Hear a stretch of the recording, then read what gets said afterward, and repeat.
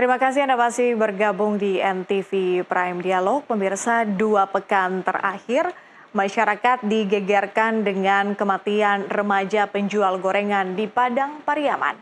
Hari ini polisi telah menangkap si pelaku atau tersangka. Pembunuhan telah ditangkap. Polisi menyebut tersangka adalah residivis yang telah 2 kali masuk penjara. Terkait residivis, masyarakat diharapkan bisa merangkul mereka. Namun residivis yang belum bertobat sungguh amat berbahaya. Untuk membahas topik ini kami telah mengundang pakar psikologi forensik Reza Indragiri dan juga sudah hadir melalui sambungan Zoom Eli Marlina, ibunda korban NKS. Saya ingin sapa terlebih dahulu, selamat sore menjelang malam Bu Eli dan juga Mas Reza.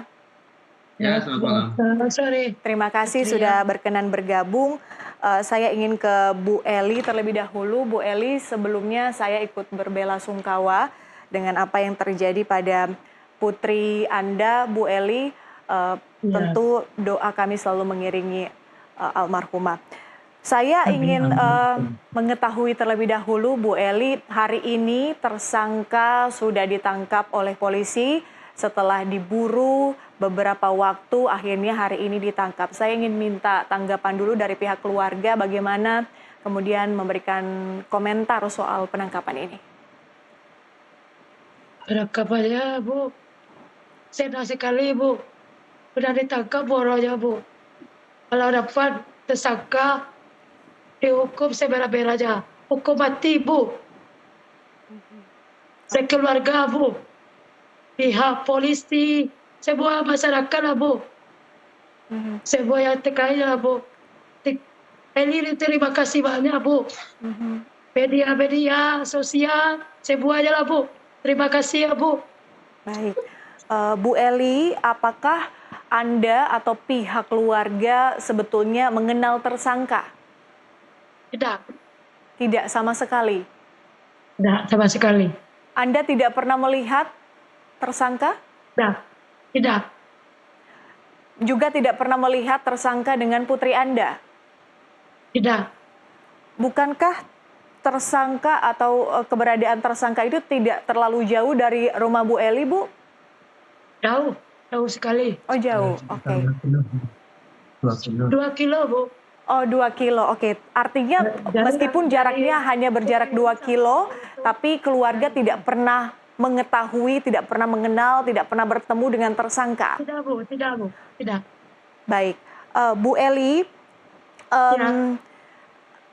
kalau melihat kemudian kasus ini, saya ingin tahu dulu sebetulnya kepribadian Nia sebelum kejadian ini seperti apa, Bu Eli?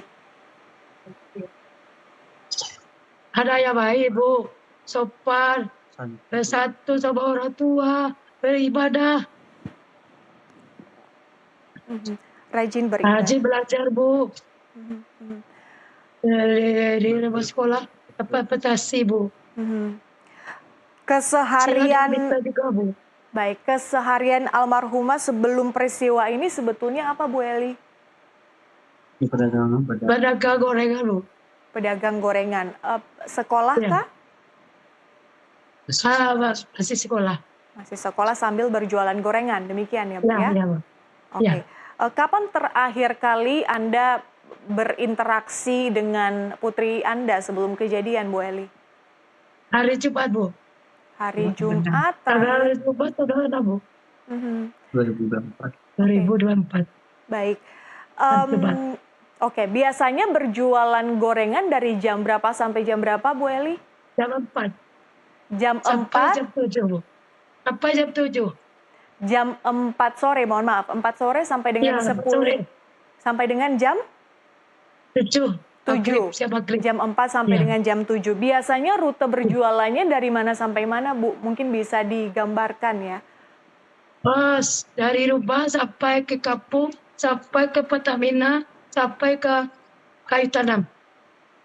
3 kilo dari rumah, Bu. Sekitar 3 kilo ya. Oke. Iya, Bu Eli pernah dapat cerita tidak dari almarhumah soal mungkin ada gangguan-gangguan pada saat dia berjualan? Sama sekali tidak Nggak ada ada, Bu. selama ini, tidak ada cerita ada. soal itu? Nggak ada, Bu. Tidak ada sama sekali, oke. Anda melihat ada perubahan perilaku tidak, Bu Eli, saat hari di mana putri Anda terakhir kali berjualan hingga akhirnya peristiwa ini terjadi? Kurang sehat, Bu. Adanya kurang sehat, perutnya sakit, kepalanya sakit, Bu. Ini dipaksa-paksa juga, Bu. Berjualan, adalah orang tua, Bu. Udah dilarang sama orang tua, ya nggak mau. Artinya kuat ia juga mau berjualan jualan, Bu. meskipun dalam kondisi yang kurang fit hari Iya. itu tetap Iya. ingin berjualan ya hari itu ya? Iya, iya. Tidak sehat Iya. ya hari itu? Kurang sehat, ya. Tapi kemudian tetap memaksakan diri dalam artian tetap berjualan di hari itu. Iya. Dan Anda tidak pernah sekalipun mendengarkan keluhan-keluhan dari almarhumah? Nggak, Bu, tidak. Oke. Bagaimana Bu Eli pertama kali mengetahui tentang peristiwa ini, Bu? Semalam dia pulang, Bu. Saya sakit dalam hati nih, Bu. Dicari-cari terus anaknya, Bu. Sama wali koro, melapor ke Pak Bisa, masyarakat, polisi, semuanya lah, Bu. Oke. Proses penyelidikan kasus pembunuhan putri Anda masih dalam proses. Bu Eli ingin menyampaikan sesuatu? Hukum seberat-beratnya, Bu. Kalau dapat hukum mati, pelakunya udah jumpa, Bu. Hukum seberat-beratnya. Kepada hukum sekeluarga tidak terima. Kalau saya gitu, Ibu. Kalau dapat hukum mati. Oke, itu harapan Anda. Baik, saya ingin beralih dulu ke Mas Reza. Mas Reza, mengapa kemudian kita harus risau, Mas, dengan residivis kambuhan seperti ini? Sebelum saya respon, bisa tidak kita samakan persepsi dulu? Baik. Tersangka pelaku ini dikenakan pasal apa sebetulnya? Pembunuhankah? Kekerasan seksualkah? Pembunuhan berencanakah? Atau apa sesungguhnya? Pembunuhan berencana apa? Pembunuhan berencana, Bu Eli? Iya. Iya, pembunuhan berencana. Tanpa kekerasan seksual? Ya, sesuai. Baik, tampaknya itu perlu kami konfirmasi lagi, Mas Reza, soal ini. Kami mencoba mengundang pihak kepolisian, tapi sampai dengan kita berdialog saat ini belum ada respons, Mas. Ya, jadi responsnya begini. Pertama, kita sekali lagi perlu punya kesamaan persepsi. Ini kasus apa sebetulnya? Kalau kita asumsikan bahwa dengan segala hormat, dengan segala kesedihan, korban ini adalah korban kekerasan seksual dan juga mungkin korban pembunuhan berencana, apalagi seandainya tersangka pelaku adalah penyalahguna narkoba, maka semestinya kita punya kesamaan sikap. Tersangka ini adalah orang yang sangat berbahaya. Apalagi ketika kita ketahui yang bersangkutan disebut-sebut sudah pernah masuk ke dalam penjara. Sehingga apa yang dilakukan sekarang bisa dikategorikan sebagai pengulangan perbuatan pidana. Di satu sisi, kita risau bahwa ada ternyata mantan narapidana yang mengulangi perbuatan jahatnya. Di lain sisi, peristiwa yang mengenaskan ini semestinya memunculkan pertanyaan yang kita tujukan kepada paling tidak dua otoritas. Pertama, Direktorat Jenderal Pemasyarakatan Kementerian Hukum dan HAM, selaku pihak yang bertanggung jawab untuk melakukan pembinaan terhadap narapidana. Dan pihak berikutnya yang harus kita tanyai adalah Polri. Terutama adalah misalnya personil Babin Kaptipmas setempat. Kita bayangkan ketika ada narapidana yang berkategori bahaya kembali ke perkampungan, kembali ke tengah-tengah masyarakat, sudah barang tentu personil kepolisian dalam hal ini adalah personil Babin Kaptipmas, sepatutnya memberikan perhatian ekstra, memberikan pengawasan melekat terhadap mantan narapidana berkategori bahaya tersebut. Nah, kita pertanyakan seberapa jauh sesungguhnya personil Babin Kaptipmas setempat melakukan pengawasan itu. Nah, kalau kemudian kedua pertanyaan yang kita ajukan kepada Kementerian Hukum dan HAM atau Otoritas Pemasyarakatan, dan juga pertanyaan yang kita ajukan kepada Polri setempat, terutama personil Babin Kaptibmas, bisa terjawab dengan baik, maka ini sungguh-sungguh merupakan, ya sekali lagi merupakan bahan evaluasi bersama tentang apa yang sesungguhnya harus kita lakukan lebih baik lagi guna mencegah adanya peristiwa pengulangan perbuatan pidana. Apalagi seandainya pidana yang dilakukan saat ini memiliki bobot yang lebih berat daripada pidana sebelumnya. Mas Reza, sebetulnya tanda-tanda psikologis yang umum ditemukan pada pelaku pembunuhan seperti apa sih, Mas? Saya belum pernah menemukan teori tentang ciri-ciri orang yang akan melakukan pembunuhan. Tapi kalau pertanyaannya saya ubah, apa gerangan yang menjadi tolak ukur sehingga seorang pelaku pembunuhan bisa dikategorikan sebagai pelaku pembunuhan berencana? Maka kata perencanaan itu bisa kita bedah secara psikologis. Bahwa dari sudut pandang psikologi forensik, sebuah perbuatan jahat yang berencana, termasuk pembunuhan berencana, mengharuskan adanya pembuktian tentang 4 unsur di kepala pelaku sebelum dia melancarkan aksinya.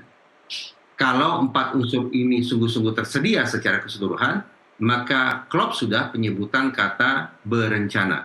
Tapi kalau 4 unsur ini ternyata timpang di sana-sini, atau tidak teryakinkan, maka sudah barang tentu sebutan berencana tidak bisa dikenakan.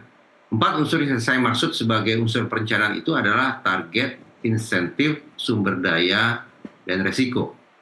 Maknanya, ketika seseorang akan melakukan aksi kejahatan berencana, termasuk pembunuhan berencana, sebelum dia beraksi, dia sudah menentukan target atau sasaran yang akan dia incar. Bukan objek-objek acak, melainkan tertentu. Insentif pun sudah masuk dalam kalkulasi. Artinya dia sudah membayangkan manfaat apa gerangan yang kira-kira akan dia peroleh lewat aksi pembunuhan tersebut. Berlanjut dengan unsur ketiga, yaitu sumber daya. Apa gerangan instrumen yang akan dia gunakan untuk menghabisi target? Kapan gerangan atau waktu yang akan dia manfaatkan untuk menyerang target? Lokasi seperti apa tempat dia akan menyergap target? Termasuk juga kemungkinan adanya pihak-pihak lain yang diikutsertakan dalam aksi pembunuhan berencana tersebut. Seandainya ini merupakan pembunuhan berencana secara berkelompok. Sementara unsur yang keempat adalah resiko. Bahwa sudah barang tentu pelaku pembunuhan berencana sudah membayangkan kira-kira resiko atau konsekuensi apa yang akan dia hadapi nantinya. Oleh karena itu, sebelum dia beraksi, dia sudah menyusun exit strategi atau strategi untuk menghindari proses penegakan hukum. Membangun alibi, mempengaruhi saksi, menghilangkan barang bukti, merusak CCTV, dan sejenisnya adalah cara-cara yang bisa dilakukan oleh pelaku kejahatan berencana, guna sekali lagi memastikan bahwa resiko atau konsekuensi yang akan dihadapi bisa dia tanggulangi secara tanda petik sempurna. Mas Kalau Reza, 4 unsur itu tersedia, sekali lagi maka sudah ini bisa dikategorikan sebagai aksi kejahatan berencana. seberapa besar pengaruh faktor lingkungan dan juga masa lalu pelaku dalam tindakan pembunuhan, khususnya kasus ini, Mas Reza? Pertanyaan sepenting itu sesungguhnya yang menurut saya sangat patut diajukan kepada otoritas pemasyarakatan. Kenapa? Bagi setiap narapidana, termasuk narapidana yang akan mengakhiri masa hukumannya, sudah barang tentu kepada mereka harus dilakukan sebuah mekanisme yang diistilahkan sebagai risk assessment atau penakaran resiko. Penakaran resiko adalah sebuah cara untuk menilai paling tidak 2 hal.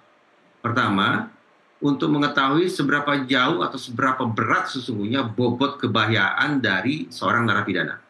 Dan yang kedua, untuk memprediksi seberapa besar kemungkinan terpidana tersebut akan mengulangi atau tidak mengulangi perbuatan pidananya. Nah, ada sejumlah hal yang juga harus diukur lewat risk assessment, termasuk secara umum adalah riwayat kehidupan si narapidana. Kalau data-data itu tersedia secara lengkap, terkait 5 elemen dalam risk assessment, maka kita bisa katakan bahwa dibebaskannya atau dipertahankannya seorang narapidana di dalam lembaga pemasyarakatan merupakan sebuah keputusan yang terukur. Namun sebaliknya, kalau risk assessment tidak diselenggarakan secara memadai, namun kemudian narapidana lepas, betapapun masa hukumannya sudah berakhir, maka kita patut was-was bahwa pembebasan atau pelepasan bagi narapidana tersebut, kendati hukumannya telah selesai, bisa beresiko bagi masyarakat banyak, kemungkinan mereka menjadi korban dari pelaku yang sama untuk kesekian kalinya. Baik. Mas Reza dan juga Bu Eli, kita harus jeda azan maghrib terlebih dahulu. Kita lanjutkan di segmen berikutnya. Pemirsa tetaplah bersama kami, NTV Prime Dialog kembali usai jeda.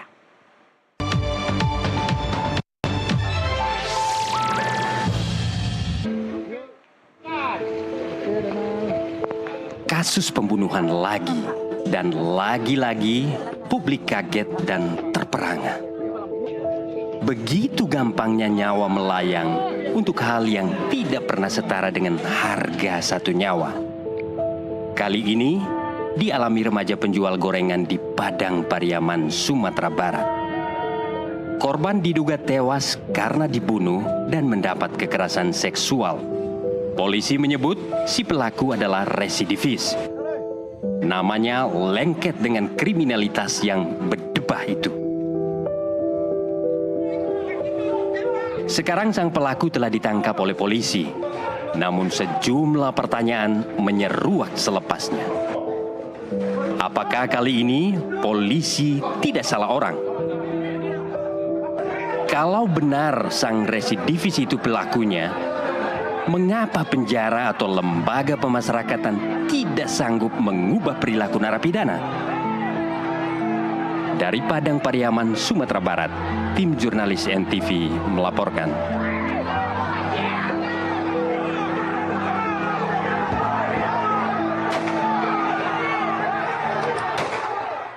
Pemirsa, kami masih tergabung melalui sambungan Zoom bersama dengan pakar psikologi forensik Reza Indragiri dan juga Eli Marlina, ibunda korban dari NKS. Saya ingin ke Bu Eli lagi. Bu Eli, kita ingin mengetahui lebih banyak soal sosok putri Anda, Bu Eli.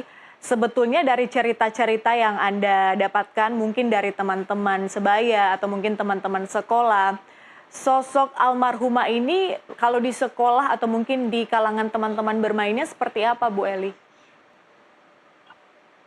Sudah bergaul, Bu. Sudah bergaul. Baik, rabah. Boleh segala kita. Apakah saat kejadian atau mungkin setelah kejadian ini Anda ketahui, apakah mungkin ada cerita dari teman-teman sebaya, teman-teman bermain, atau mungkin teman-teman sekolah soal siapa yang terakhir mungkin memiliki hubungan dekat dengan putri Anda? Hubungan dekat namanya Aulia. Perempuannya Aulia lah banyak, Bu. Terakhir kali. Oke. Anda kemudian banyak bercerita tentu dengan almarhumah.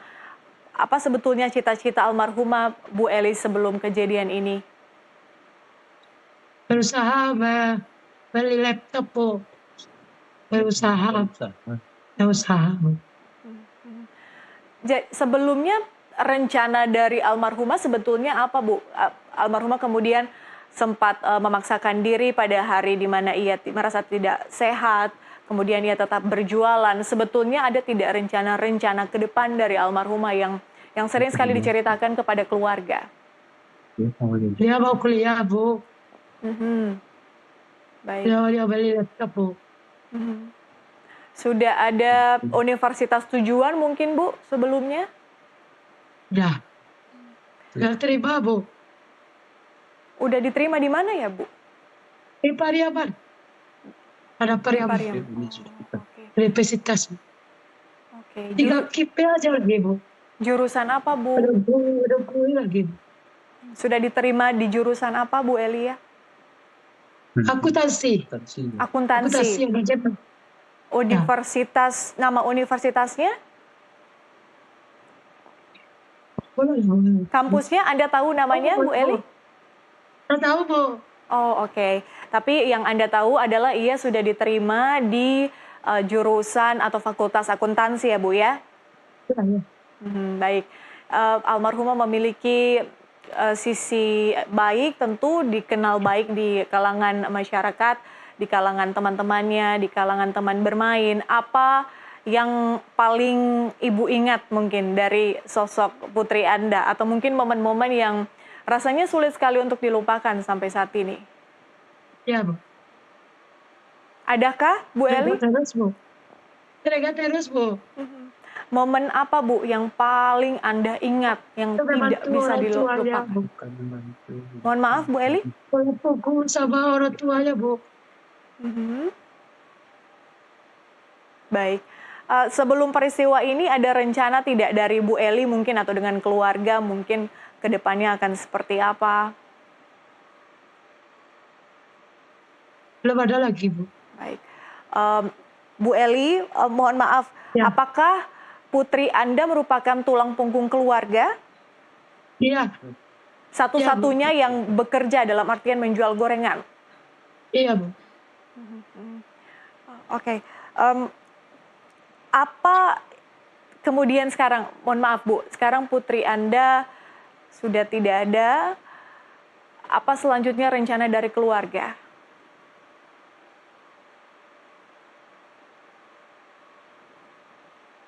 Bu Eli, Perbaiki rumah, Bu.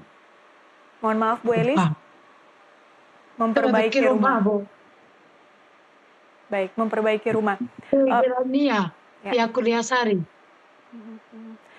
Bagaimana, ya Bu Eli, bagaimana Anda menggambarkan bantuan-bantuan dari warga sekitar, mungkin atau dari teman-teman almarhumah setelah peristiwa ini, Bu?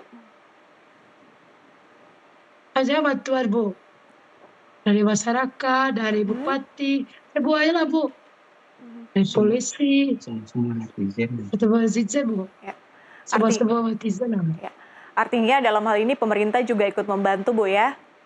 Iya, iya. Semuanya, Bu. Oke, baik.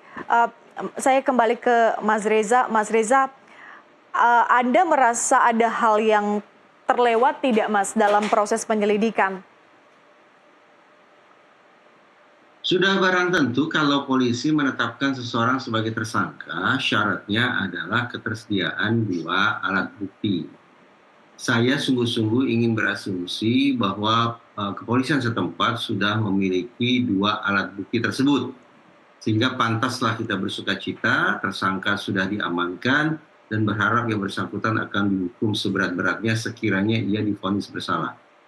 Tapi izinkan saya juga untuk jujur bahwa hingga saat ini saya kerap kali masih terganggu dengan kerja-kerja yang menurut saya tidak begitu proporsional, tidak prosedural, dan tidak profesional, sebagaimana pada kasus misalnya kasus Cirebon dan juga kasus Subang yang kedua-duanya kebetulan berada di wilayah Polda Jawa Barat. 2 kasus itu saya bayangkan sebagai kasus yang kemudian mengundang skeptisisme publik sedemikian tinggi. Bahkan seolah-olah nyaris meruntuhkan kepercayaan masyarakat terhadap otoritas penegakan hukum, terhadap sistem peradilan pidana, mengundang pertanyaan tentang seberapa jauh sesungguhnya kompetensi para penyidik dalam mengungkap kasus-kasus, sebutlah kasus pembunuhan misalnya. Nah, bercermin dari kegelisahan saya saban kali berbicara tentang kasus Cirebon dan kasus Subang antara lain, sungguh-sungguh saya berharap bahwa pada penanganan kasus yang satu ini, kepolisian setempat sekali lagi betul-betul bekerja secara prosedural, proporsional, dan profesional, termasuk untuk melaksanakan perintah Kapolri bahwa kerja-kerja reskrim tidak bisa ditawar, memang harus sungguh-sungguh taat pada kaidah kerja saintifik. Alhasil, saya per detik ini ingin mengajukan pertanyaan yang semoga bisa dijawab segera oleh kepolisian setempat lewat pers misalnya. Apa gerangan 2 alat bukti yang kepolisian miliki untuk menetapkan orang yang satu ini sebagai tersangka? Tentu saja yang saya maksud adalah 2 alat bukti terkait pidana, bukan alat bukti misalnya KTP, ijazah, akte kelahiran, atau bukti-bukti tentang identitas kependudukan lainnya. Bukan itu yang kita butuhkan. Kita butuh penjelasan tentang 2 alat bukti terkait pidananya. Demikian pula, kita berharap bahwa ke depannya seandainya proses hukum bergulir, masyarakat akan bisa diyakinkan bahwa kerja otoritas penegakan hukum betul-betul sekali lagi taat pada kaidah saintifik, bahwa penerapan ilmu pengetahuan dan teknologi tidak mengandalkan pada kesaksian yang membabi buta adalah cara yang paling tepat untuk merealisasikan keadilan bagi korban terutama sekali. Oke. Mas Reza, dengan kasus-kasus yang tadi Anda sebutkan dan juga media terus follow up sejauh ini, apakah beralasan kemudian kita skeptis terhadap penetapan tersangka, kemudian tetap terhadap proses-proses penyidikan sejauh ini? Atensi publik termasuk warganet yang sedemikian tinggi sebetulnya bisa menjadi pedang bermata dua. Di satu sisi bisa menyemangati otoritas penegakan hukum termasuk kepolisian untuk bekerja sedahsyat mungkin, segiat mungkin untuk segera mungkin mengembalikan atau memulihkan rasa aman masyarakat dengan mengamankan pelaku. Namun pada sisi lain patut kita was-was bahwa tekanan masyarakat yang sedemikian hebat, apalagi seandainya ada juga tekanan dari pimpinan yang sedemikian kuat, itu akan saya khawatirkan tidak bisa ditangkal oleh pihak penyidik untuk bekerja secara lempeng. Nah, dengan adanya tekanan dari dua sisi, dari masyarakat dan juga dari pimpinan, itu bisa saja kemudian menggelincirkan para penyidik untuk menggunakan kerja-kerja yang tidak profesional, kerja-kerja yang mengandalkan pada pendekatan intimidatif, abusif, atau mungkin juga penyiksaan, mungkin pula deception atau tipu muslihat, yang hari ini anggaplah itu memudahkan kerja penyidik, tapi di kemudian hari ketika proses hukumnya berjalan, hari demi hari kepada masyarakat akan dihidangkan berbagai macam keraguan-raguan yang keluar dari ruang persidangan. Sungguh-sungguh saya tidak berharap itu terjadi, karena itulah maka menurut saya di samping kerja reskrim secara sekali lagi profesional, proporsional, dan profesional, serta taat pada kaidah saintifik, aspek kehumasan atau komunikasi publik dari kepolisian setempat juga perlu dikedepankan. Karena ini menyangkut bagaimana tidak hanya memastikan kerja reskrim selesai, tapi meyakinkan publik bahwa kerja yang dilakukan sudah sungguh-sungguh taat pada aturan yang semestinya, sehingga bisa berlangsung secara tuntas, menyeluruh, objektif, dan transparan. Ada dua alat bukti yang tadi sempat Mas Reza tanyakan di awal. Kami dapat informasi bahwa dua alat bukti yang dikumpulkan oleh polisi dalam hal penetapan tersangka adalah yang pertama soal sidik jari, yang kedua soal sandal pelaku yang tercecer di dekat TKP. Anda ingin mengomentari apa soal ini? Oke, sidik jari, kemudian juga sandal, anggaplah itu sebagai dua alat bukti yang diyakini oleh pihak kepolisian sebagai bukti pidana. Saya tidak tahu logik macam apa yang ada di balik sidik jari dan sandal tersebut sehingga itu ditetapkan sebagai dua alat bukti untuk menetapkan status tersangka kepada laki-laki tersebut. Nah, ini yang juga perlu dijelaskan kepada masyarakat. Sidik jari berada di sebelah mana dan apa kaitannya dengan pembunuhan atau mungkin juga dengan kekerasan seksual, dan juga sandal. Sejauh yang saya bisa bayangkan, memang sepintas selalu ada hubungan antara sandal yang tertinggal di TKP misalnya, dengan sidik jari yang anggaplah tertinggal di tubuh korban. Tapi sekali lagi, itu tafsiran yang saya coba bangun secara subjektif. Kita, atau saya pribadi, paling tidak menunggu adanya penjelasan, logik di balik dua alat bukti tersebut terkait dengan pidana yang sudah berlangsung. Apakah itu terkait dengan kekerasan seksualnya, atau juga dengan pembunuhannya, atau mungkin bahkan pembunuhan berencananya. Sebagai afirmasi, artinya Mas Reza sejauh ini Anda pun concern dengan kasus ini, mungkinkah ini bisa digambarkan seperti yang tadi keluarga sampaikan, merupakan pembunuhan berencana, Mas? Saya tidak tahu. Kita harus mengecek isi kepala tersangka pelaku terkait dengan 4 unsur yang tadi saya sebut, target, insentif, sumber daya, dan resiko. Kalau keempat unsur tersebut tersedia sekaligus sebelum yang bersangkutan melancarkan aksi jahatnya, maka itu bisa dikategorikan sebagai kejahatan berencana. Tapi kalau ternyata 4 unsur itu tidak tersedia secara memadai, maka boleh jadi pasalnya akan turun. Dari pasal pembunuhan berencana, itu pasal 340, bisa turun ke misalnya pasal 338, yaitu pembunuhan. Atau bahkan juga bisa turun lebih jauh, yaitu pasal penganiayaan yang mengakibatkan orang meninggal dunia. Nah, topik yang satu ini justru memunculkan pertanyaan berikutnya, bahwa pihak kepolisian perlu memastikan apa gerangan penyebab kematian korban. Kalau menyimak pemberitaan di media massa, memang kita akan cenderung terpandu untuk memiliki dugaan kuat ini adalah pembunuhan. Tetapi kerja saintifik lah yang akan bisa memastikan apakah korban sungguh-sungguh meninggal akibat perbuatan orang lain, ataukah merupakan kecelakaan, ataukah meninggal akibat faktor alami, sakit misalnya, ataukah kemungkinan bunuh diri, walaupun kemungkinan yang keempat ini tampaknya bisa kita kesampingkan. Mas Reza, seberapa penting mengetahui soal motif? Motif sesungguhnya bukan merupakan syarat mutlak bagi bergulirnya proses penegakan hukum. Karena proses penegakan hukum, tanda petik sebatas membuktikan siapa melakukan apa, atau dibalik, apa dilakukan oleh siapa.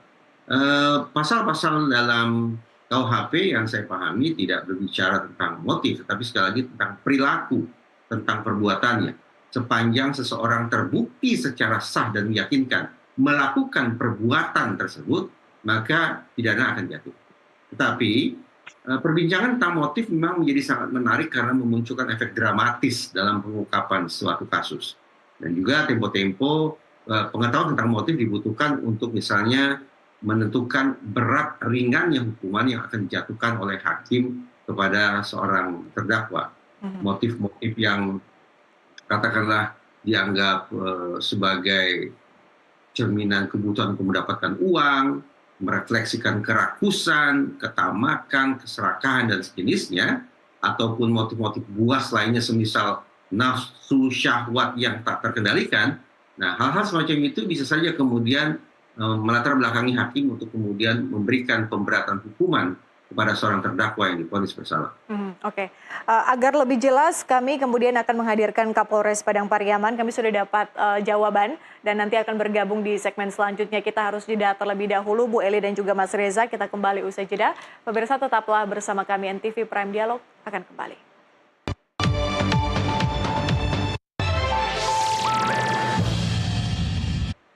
Terima kasih Anda masih bergabung di NTV Prime Dialog, masih bergabung melalui sambungan Zoom, pakar psikologi forensik Reza Indragiri dan juga Eli Marlina, ibunda dari almarhumah Nia.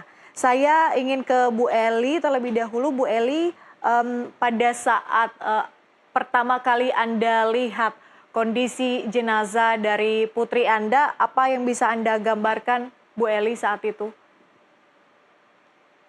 Nangis, Bu. Kenapa dah? Saya bersedih. Bersedih, Bu.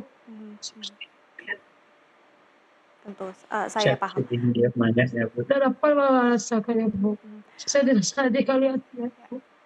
Melihat korban. Bu Eli mungkin bisa menggambarkan atau menceritakan kondisi jenazah pada saat Anda lihat bagaimana, Bu Eli? Kalau tidak nyaman tidak usah dijawab, tapi kalau bisa Ibu Eli bisa jelaskan atau memberikan gambaran kepada kami soal kondisi jenazah saat itu. Wajahnya hancur, Bu. Wajahnya hancur, Bu. Kepalanya hancur. Kepala mulutnya bangka, Bu. Bekah. Lebab-lebab, Bu. Baik, mohon maaf Bu Eli, kepala tadi Anda gambarkan kepala hancur. Iya. Bagian belakang kepala hancur Anda gambarkan, kemudian bagian wajah bagaimana? Wajah ya juga. Luka juga. Mohon maaf Ibu, di bagian mana? Bekah, mulut. Bagian tubuh misalnya badan, apakah ada yang bisa Anda? Tidak nampak, Bu. Tidak nampak. Baik. Tidak bisa dilihat, Bu. Oke, baik. Oke, saya ingin ke Mas Reza. Mas Reza, setelah kemudian terduga pelaku atau tersangka sudah ditangkap, apa yang menjadi catatan Anda yang harus didalami oleh polisi? Bagaimana saya katakan tadi, pertama perlu dikomunikasikan kepada masyarakat tentang dua alat bukti yang dimiliki oleh pihak kepolisian untuk mentersangkakan yang bersangkutan. Tentunya dua alat bukti terkait pidana. Itu yang pertama. Yang kedua, untuk kepentingan evaluasi secara menyeluruh, patut dicek kepada satuan wilayah setempat tentang seberapa jauh sesungguhnya mereka sudah berkoordinasi, ada atau tidak koordinasi dengan otoritas pemasyarakatan setempat tentang bagaimana pengawasan harus dilakukan terhadap mantan narapidana yang dikategorikan berbahaya. Kalau koordinasi itu tidak ada, ya semoga ke depannya koordinasi itu bisa diadakan dalam rangka memastikan sekali lagi bahwa kebutuhan akan rasa aman masyarakat bisa terpenuhi, sekaligus meminimalkan kemungkinan mantan narapidana melakukan perbuatan pidananya kembali. Jadi ada langkah-langkah ke depan terkait dengan spesifik kasus ini, dan juga langkah-langkah ke depan terkait dengan penanganan secara umum terhadap mantan narapidana yang sudah menyelesaikan masa hukuman dan kembali ke kampung halamannya. Mas Reza, tapi sebetulnya bisa disimpulkan tidak sih apakah itu kemudian motif emosional ataukah ada indikasi bahwa pelaku atau terduga pelaku ini memiliki gangguan jiwa, Mas Reza? Karena kalau misalnya dalam hal psikologis ia sehat-sehat saja, kenapa nggak kabur jauh-jauh aja? Kalau kita sepakat bahwa pelaku kejahatan harus bertanggung jawab secara pidana, bahkan dihukum berat, maka semestinya kita tidak membuka ruang untuk berspekulasi bahwa pelaku adalah pengidap gangguan jiwa. Karena kalau kemudian spekulasi itu kita bangun, maka sadar tidak sadar, sengaja tidak sengaja kita memasok amunisi bagi pelaku untuk kemudian membangun sebuah strategi pembelaan diri, yaitu menggunakan pasal 44 KUHP. Karena itu, termasuk dalam kasus ini, saya mengajak kita semua agar punya keinsafan yang sama bahwa pelaku tidak lain tidak bukan adalah orang yang sehat, orang yang waras, orang yang rasional, karena itulah satu-satunya asumsi yang akan bisa membawa si pelaku ke ruang pertanggungjawaban pidana. Baik, tapi apa sebetulnya yang menurut Mas Reza yang Anda pahami kemudian saat seseorang melakukan tindakan pembunuhan, apa yang sebetulnya terbenak dalam pikiran mereka pertama kali, paling tidak untuk exit plan-nya? Tadi saya katakan bahwa kalau kita spesifik bicara tentang exit plan, pastinya setiap pelaku kejahatan berusaha semaksimal mungkin untuk menghindari pertanggungjawaban pidana, menghindari proses hukum. Semakin canggih yang bersangkutan, semakin tinggi jam terbangnya dalam melakukan aksi kejahatan, maka hitung-hitungan semakin hebat pula dia dalam merancang exit strateginya. Ilustrasi sederhana tadi saya sampaikan, entah itu merusak CCTV, menghilangkan barang bukti, termasuk dengan mencoba menghilangkan tubuh korban, merusak TKP, artinya untuk memastikan tidak ada sidik jari yang tertinggal, membangun alibi, mempengaruhi saksi, menggunakan cara-cara hengki-pengki dan seterusnya terhadap oknum-oknum penegakan hukum, itu adalah exit strategi yang bisa dirancang dalam rangka memastikan bahwa pelaku kemudian akhirnya tidak bertanggung jawab secara pidana. Kalaupun bertanggung jawab, ya harapan mereka tentu mendapatkan hukuman yang seringan-ringannya. Nah, kemampuan otoritas penegakan hukum untuk mengecek unsur resiko inilah yang kita nantikan. Karena kalau memang unsur resiko itu tersedia di kepala pelaku, maka sebagaimana tadi saya katakan, genap sudah, klop sudah alasan untuk menyebut pelaku sebagai pelaku kejahatan berencana. Oke. Mas Reza, kita mungkin ingin lebih mengetahui dari pandangan Mas Reza soal logika berpikir seseorang yang kemudian melakukan tindakan pembunuhan. Kita tahu bahwa hari ini pelaku ditangkap, ia diketahui bersembunyi di plafon di loteng rumah kerabatnya. Kemudian ada anggapan bahwa kalau misalnya dia tidak salah, kenapa tidak datang ke polisi menyatakan bahwa ia tidak melakukan itu, tapi kemudian ia bersembunyi dan seakan-akan dialah pelakunya? Tidak sederhana itu juga. Jadi orang-orang yang melarikan diri boleh jadi melakukan itu bukan karena dia sudah melakukan perbuatan pidana, tapi boleh jadi karena panik, berhadapan dengan ancaman amuk massa misalnya, atau berhadapan dengan resiko buruk yang bisa terjadi ketika mereka berkonfrontasi dengan otoritas penegakan hukum misalnya. Itu bisa kemudian membuat orang-orang yang tidak bersalah akhirnya melarikan diri sedemikian rupa karena pemikiran mereka cuma satu, yaitu menyelamatkan diri. Jadi anggapan bahwa seseorang yang tidak bersalah tapi kok kenapa kemudian melarikan diri, ini justru mencurigakan, ya itu sah saja sebagai sebuah anggapan. Tapi tadi saya katakan, tampaknya perilaku manusia itu memang serba majemuk. tidak bisa kita tafsirkan bahwa perbuatan yang sama memiliki alasan yang sama pula. Baik, Mas Reza, kami sebetulnya menunggu Kapolres Padang Pariaman untuk join bergabung dengan kita, namun nampaknya saat ini yang bersangkutan belum ada dan belum bisa bergabung di sesi ini. Semoga bisa memberikan pernyataan pers baik di sini maupun juga keterangan pers secara langsung kepada media. Terakhir, Mas Reza, apa catatan Anda untuk penanganan kasus ini selanjutnya, mungkin dari sisi-sisi yang tadi belum Anda sebutkan? Adakah yang ingin Anda sampaikan, mungkin bukan hanya kepada otoritas atau kepada polisi, tapi juga mungkin ada yang ingin Anda sampaikan kepada keluarga yang saat ini juga bergabung bersama dengan kita? Agar tidak menjadi perbincangan normatif, saya justru ingin kembali menekankan pesan kepada otoritas kepolisian setempat dan otoritas kemasyarakatan ya. Pertama, kepada pihak kepolisian, firasat saya mengatakan walaupun mereka tidak hadir secara live di Nusantara TV, tapi saya berharap mereka menyimak obrolan ini sehingga mereka bisa mendapatkan kisi-kisi kira-kira apa yang perlu mereka sampaikan kepada publik terkait dengan ketersediaan dua alat bukti beserta logik di balik dua alat bukti tersebut. Itu pertama. Dan yang kedua, polisi bekerja di titik hulu, sementara di titik hilir ada otoritas kemasyarakatan. Saya berharap otoritas kemasyarakatan setempat, Kumham setempat, juga bisa melakukan jumpa pers untuk bisa memberikan penjelasan tentang apa sesungguhnya risk assessment atau penakaran risiko yang sudah mereka lakukan. Karena pertanyaan induknya adalah, kenapa ada mantan narapidana yang ternyata mengulangi perbuatan jahatnya? Nah, pertanyaan ini sekali lagi sepatutnya kita ajukan kepada otoritas kemasyarakatan. Dengan demikian, Nusantara TV ataupun publik patut kiranya mengajukan pertanyaan-pertanyaan tadi itu kepada dua otoritas. Tidak hanya ke kepolisian, tapi juga ke otoritas pemasyarakatan Kumham setempat.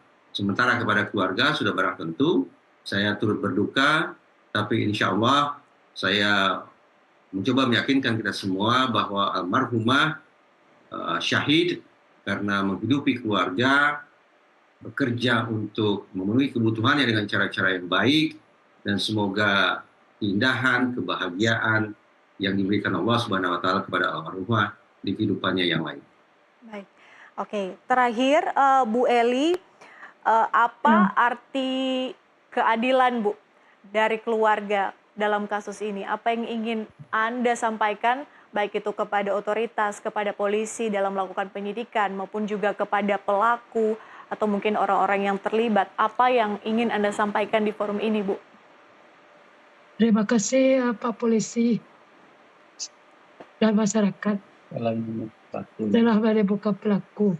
Sebuah media Kemudian pertama, yang terkait. Baik, kami tentu selalu kawal kasus ini sampai tuntas. Terima kasih Bu Eli Marlina, ibunda dari Ya, Bu. almarhumah Nia, sudah bergabung bersama kami di NTV Prime Dialog. Dan juga Mas Reza Indragiri, terima kasih Mas Reza sudah kembali bergabung di NTV Prime. Kita jumpa di lain kesempatan. Salam sehat semuanya. Baik, pemirsa NTV Prime Bulletin akan kembali, tetaplah bersama kami.